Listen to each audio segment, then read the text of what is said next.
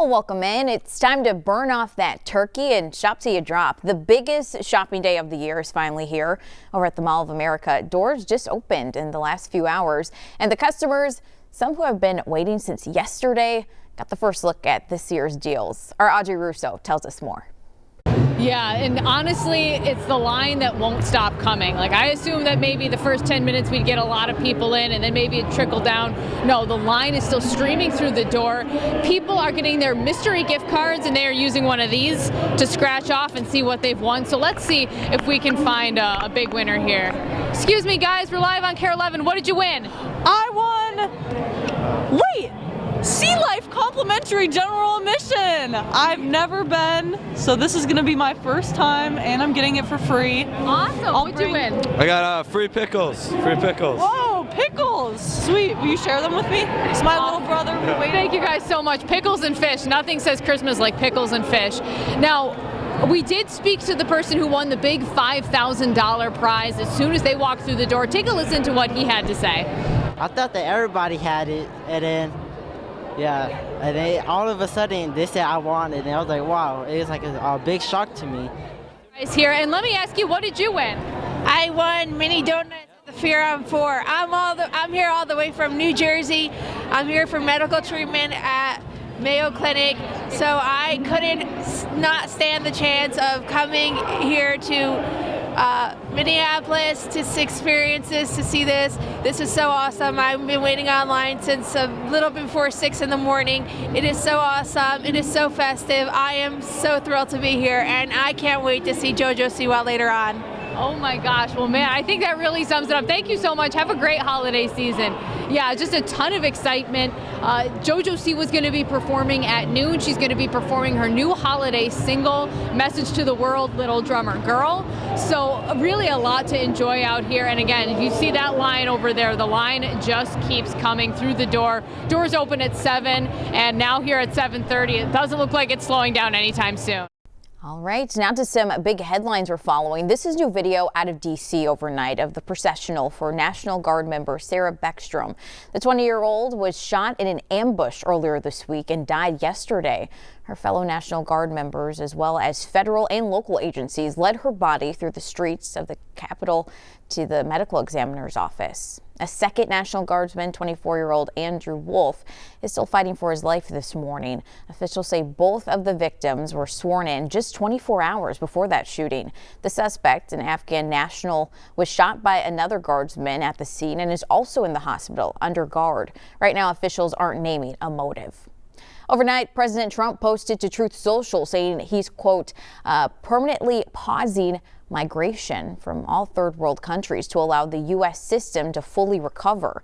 It comes after his administration said it's now suspending all immigration applications from Afghan nationals and vowed to re-examine all Afghan refugees who arrived here during the Biden administration. Danny Spiewak has a closer look at the response coming from Afghan families here in Minnesota.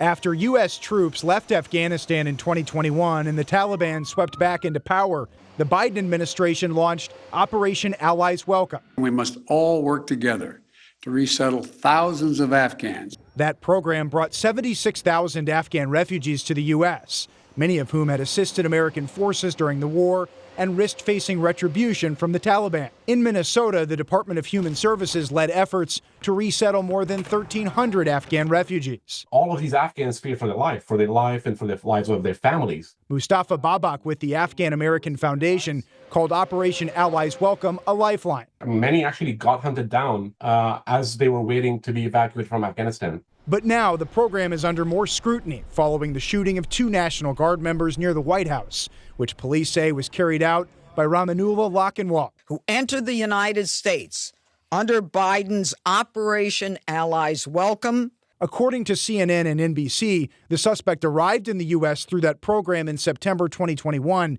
but later applied for asylum and was granted that status by the Trump administration this year. We must now re-examine every single alien who has entered our country from Afghanistan under Biden. The Afghan American Foundation strongly condemned the shooter and called the situation heartbreaking. But I also urge Americans to not give in to fear. I also urge Americans not to give in to division. One individual's act should not be stigmatizing the entire community. The Biden administration said Afghan refugees who came to the U.S. under Operation Allies Welcome went through a lengthy screening process that included vetting from the U.S. Department of Homeland Security, the FBI, and the National Counterterrorism Center. Back here at home right now, police in St. Paul are searching for a hit-and-run driver. They say rear-ended a vehicle with 4 people inside and then took off. This was the scene on I-35E and Maryland Avenue shortly after 6 o'clock last night. We're told no one was hurt. Work will pick back up this morning on a water main break up in Coon Rapids. One of 2 spots were fixed yesterday, but city leaders say crews will be out west of Hanson Boulevard today. At least one business went without water yesterday morning because of that break. So if you're driving in the area, officials say there will be detours for traffic trying to go west on 121st Avenue. Officials announcing today that after 2 days of burning, the fire at a Hong Kong apartment complex has been extinguished. But the death toll rose to 128 people this morning, with many still unaccounted for.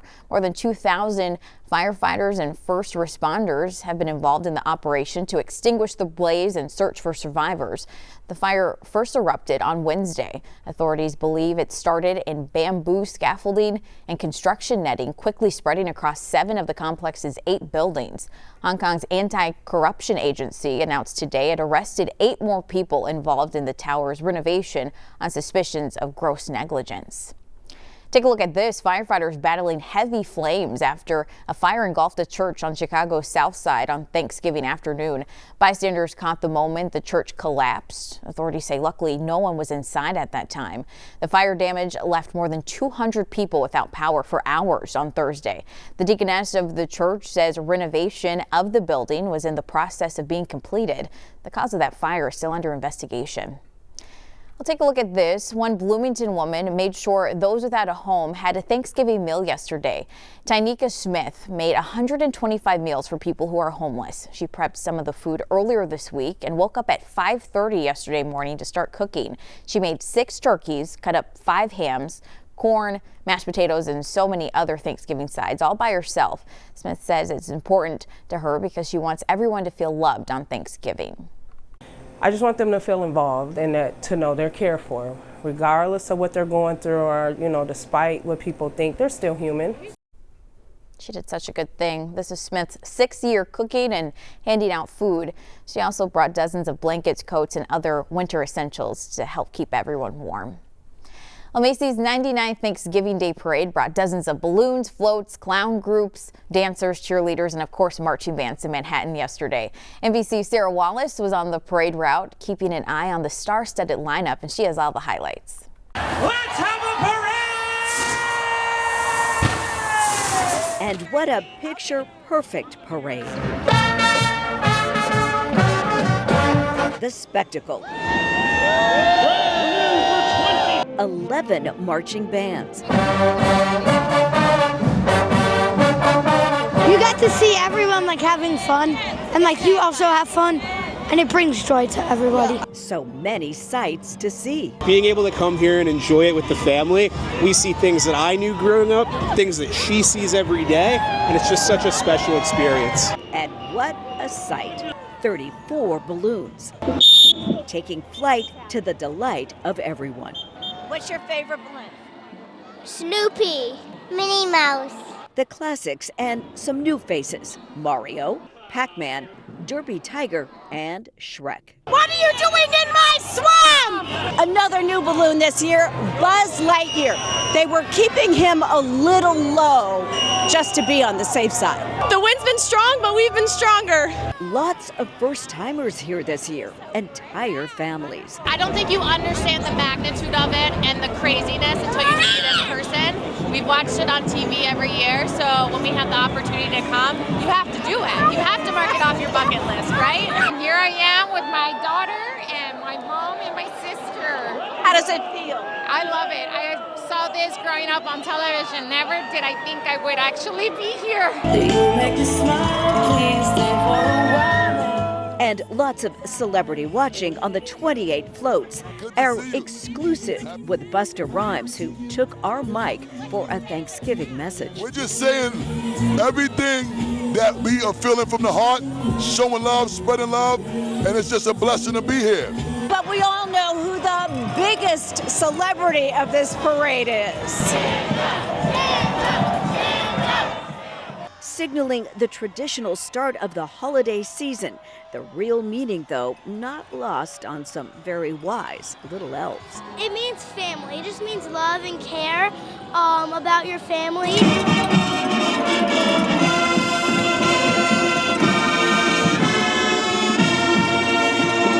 Sarah Wallace, NBC News. Today is Native American Heritage Day, and in celebration, the Minnesota Wild and FanDuel Sports announced a historic broadcast. When the Wild play the Avalanche at 2:30 today, there will be a crew calling the game in the Ojibwe language. The organization says this reflects their ongoing commitment of celebrating the indigenous communities who have long been part of Minnesota's cultural fabric. That broadcast will be streaming on the FanDuel Sports app.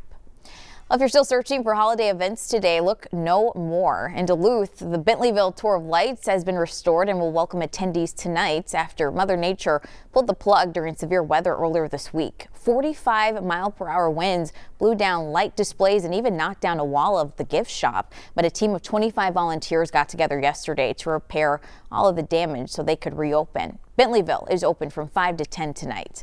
Back here in the Metro, a new winter tradition kicks off. Minneapolis is transforming into Winterapolis. It kicks off tonight at 5 with live entertainment. Then at 6:05, skyscrapers, businesses, and streetlights will be lit, along with a Christmas tree. And just in time for Black Friday, the European Christmas Market opens today at Union Depot over in St. Paul. It features 60 vendors selling everything from gifts, crafts, and European-style food. The market is open Friday through Saturday until December 21st. Admission is free. Hey, stick with us. More news and weather is coming up right after the break.